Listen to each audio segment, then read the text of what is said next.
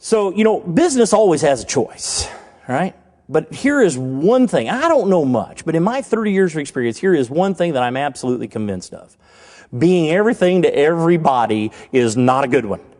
And you see businesses all the time try to do this. I'm not picking on them, and then coming back a little bit, but Sears comes to mind. I mean, I never know what Sears is. Is it a place I'm supposed to buy my jewelry, my lingerie, or my tools? I just don't get it.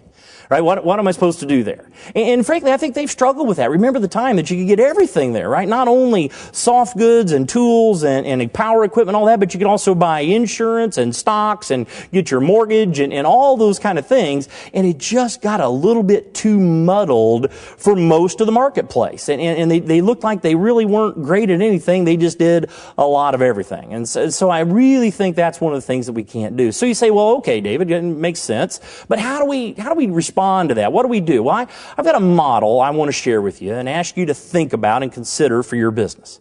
And very simply, call it good, fast, and cheap. So if you can just get in your mind a circle and make 3 equal pies in there, and one in them's got good, and one's got fast, and the other one's got cheap. Now let me explain it to you, because it's not quite as obvious as one would hope. Good, in my head, needs to stand for best products and best services in your particular industry. Okay, so whatever definition of best is, best products and best services in your industry. Fast stands for the most timely delivery of a desired result for a customer.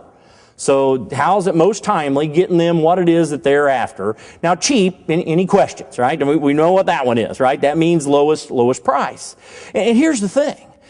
It's tough. In fact, I got to be honest with you, I don't know anybody that does all 3 equally well. Here's my challenge to you. My comment is you got to pick 2, right? Be absolutely adamant that we're going to be killer in those 2. Now, you can't not do the other one, right? You got to play there as well, but 2 that you choose. Let me give you a couple of examples.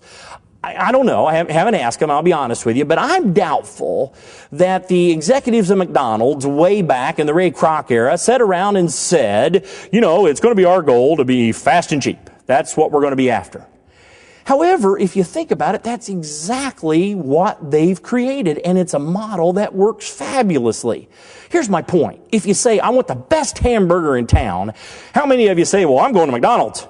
Nobody, right? Absolutely not. But if you say, I want to know exactly what I get, it's going to be consistent, and I want it as quickly as possible, and I want it to be, frankly, about as cheap, if not cheaper than anybody, McDonald's is a great choice. And there's nothing wrong with that. Now, they can't sell terrible food. Right? That goes back to my comment. You can't be awful at the third one, but you do have to focus. Let me give you another example. FedEx. Let's look at somebody else. A different way to think about good, fast, and cheap, right? If you think about delivery, positively, absolutely, positively has to be there overnight.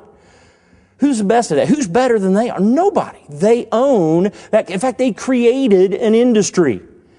Along with that, of course, fast is a given, right? Most timely. He's going to be there guaranteed by 8 a.m. the next morning.